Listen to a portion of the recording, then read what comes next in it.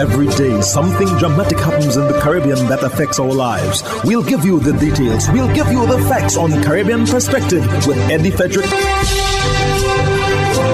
Host Eddie Frederick. So glad you can join us. Barbadians get another ease at the pumps. This story takes the lead in today's edition of Caribbean Perspective for Wednesday, 17th August 2022. Details when we return. Is now upon us, so we as Caribbean people need to remember to think safety and be prepared. Avoid venturing outside during a storm or hurricane, especially if there are strong winds. Rooftops and other debris are often blown about and can cause great damage.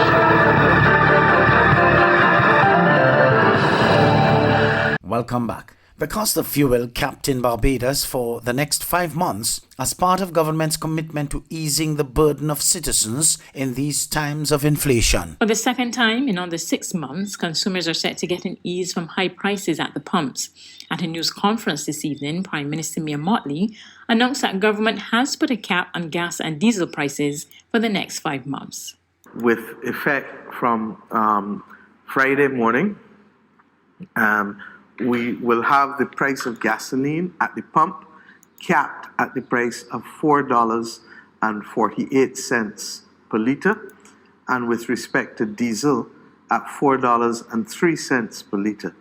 That is therefore going to represent a reduction in pricing with respect to both items from where they currently are. And the benefit of those prices will pass through, we believe, hopefully to all consumers and all people relying on gasoline and diesel to be able to do their work. Prime Minister Mottley also tackled mounting questions about government's failure to respond to the Auditor General's report. She revealed that Director of Finance and Economic Affairs Ian Carrington is expected to lay a response to the report in Parliament by Wednesday.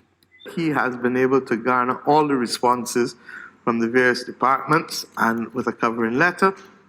And I would anticipate that that letter and those responses will go down to be laid digitally in our Parliament sometime between tomorrow and Wednesday.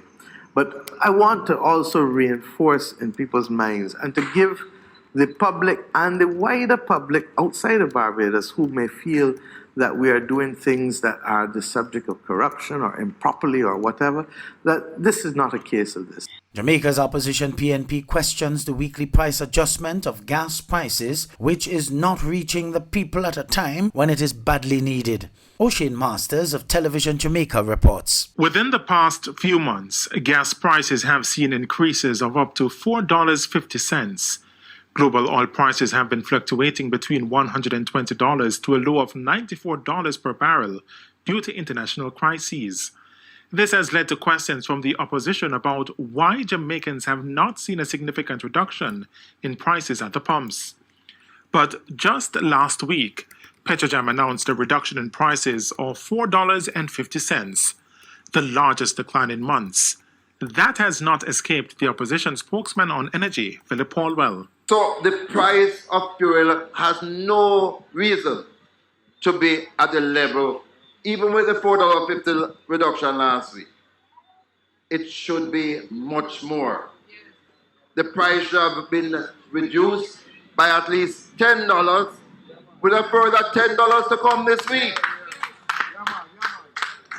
And in fact, we're supposed to say over the next 3 weeks, reduction over $30. Mr. Paulwell has therefore issued a warning to Petrojam to present to the Jamaican public the basis on which the recent gas prices have been determined. I want to say what is the international standard price that they've used, because we use a pricing standard which is the WTI, which is the standard for this part of the world. We also have to relate it to our foreign exchange, and there are some other things to go in the price. I think we need to see the details now. In TV6's Energy Matters with Anselm Gibbs, Trinidad and Tobago seeks to renew talks on Venezuelan gas. Even as details of the recent visit of Minister of Energy and Energy Industry Stuart Young to Caracas have been sparse, Venezuela press is reporting that TNT is seeking an agreement to import gas from the South American country.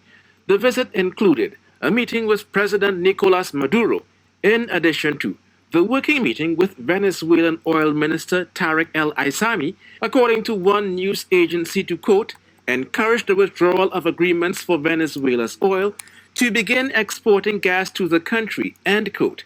A statement from TNT's Ministry of Energy says discussions surrounded energy, security, and other matters of national interest.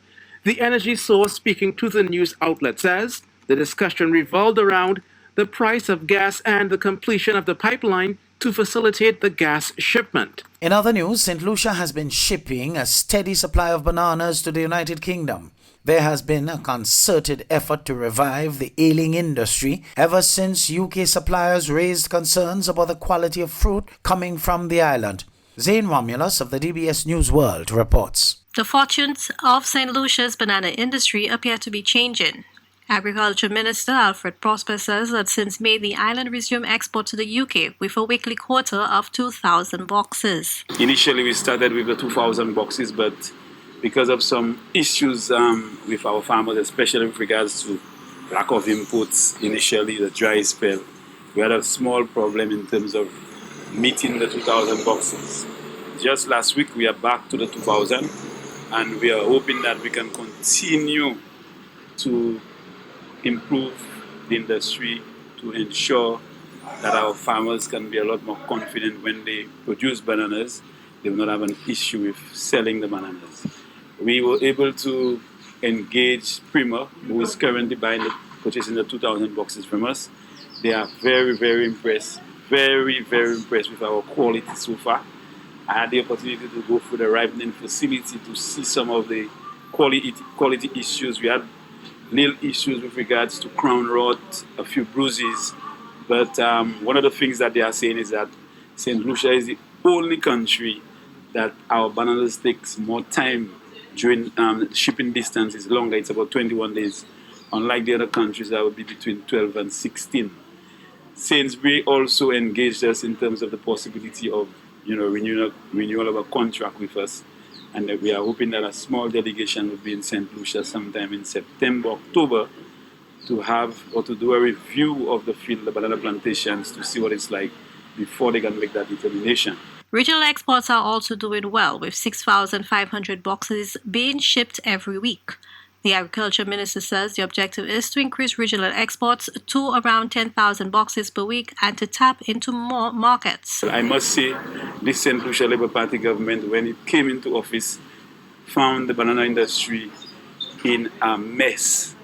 And this is not about boasting what we have done, but it's progress. I will not do like the previous government and the previous Minister for Agriculture to indicate in any way that we are going to look at the French market. My aim is to see how much we can expand the regional market, to see how we can increase countries. So far, there is a slim possibility that we may be exporting to other countries. I do not want to mention any other country that I am not sure of yet, but there is a possibility that there's a country close to the US that we may be exporting to.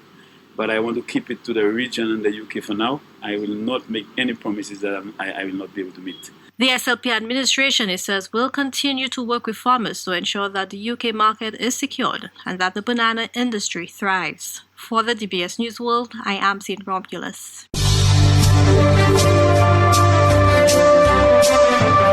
You're listening to Caribbean Perspective with Eddie Frederick.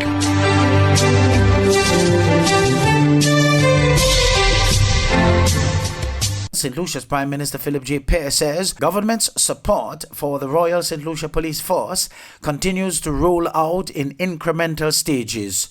Jason Darius of the DBS News World has more. Resource constraints continue to plague the efforts of the Royal St. Lucia Police Force in combating crime and violent behavior on the island. The challenges facing the Royal St. Lucia Police Force have been further highlighted by a recent press release that reads, quote, alternative investigative routes need to be explored, including forensic analysis and auditing.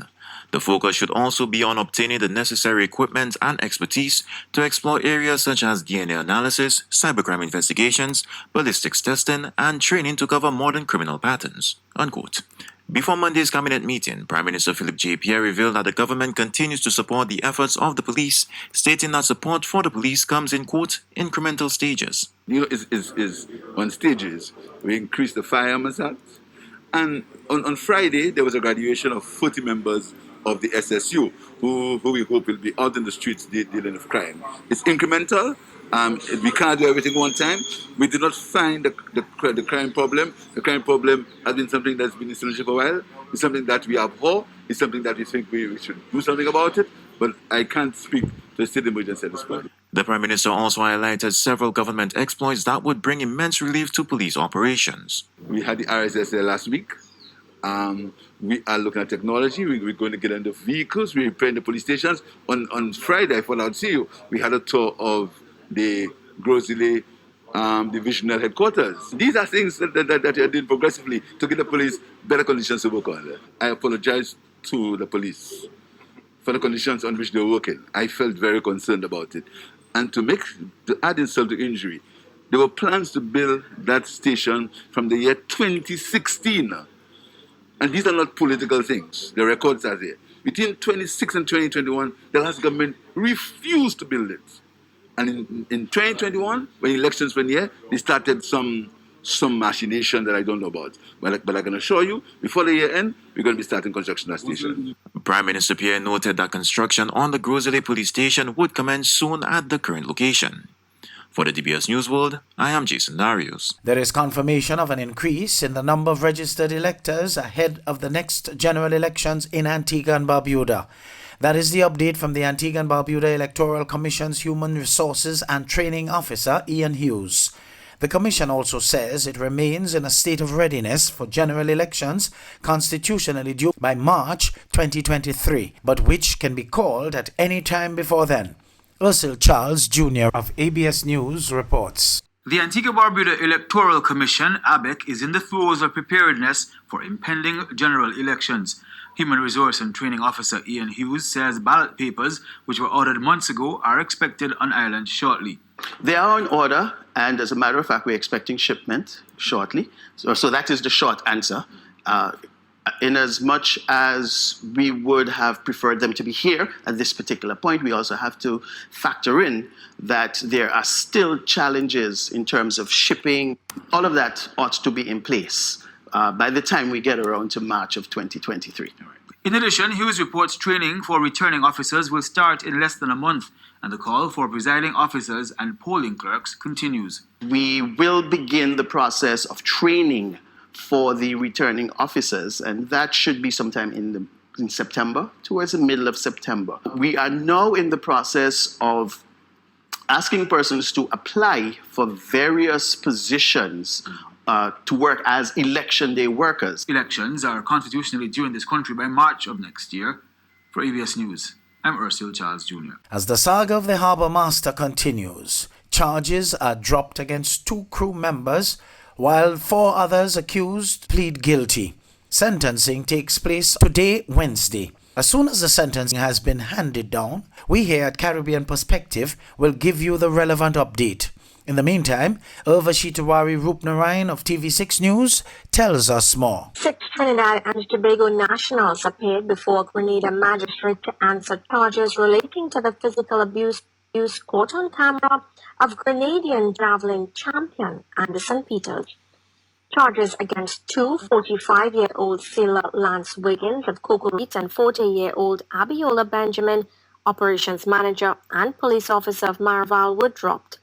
The sentencing of deckhand John Alexander, sailors Michael John, Shion Jack, and Captain Noel Cooper, who were all charged with 1 count each of grievous bodily harm, will take place on Wednesday after they all submitted a guilty plea. Journalist Rena Pay, attached to sister station GBN based in St. George's, tells TV6 the ire of the Grenadian people has been quelled somewhat after what they term swift justice. But this suit may very well be dependent on the capability of the champion javelin athlete to compete in the upcoming Diamond League meeting in Lausanne. Peters is due to have a series of further medical checks before a decision is made. Urvashi Tiwari Rupnarayan, TV6 News. Hubbard's Multi-Department Mount Gay and Hubbard's Tire Bay, located at the Building Supplies Compound in Grand Anse, are reminding the motoring public that another round for licensing and inspection has begun. Just arrived on new shipments of quality furrowed and torque tires to fit all makes and models of vehicles at competitive pricing. Shop early to avoid the hassle of long lines. WhatsApp them on 473-405-5482. Hubbard's, quality service, affordable prices.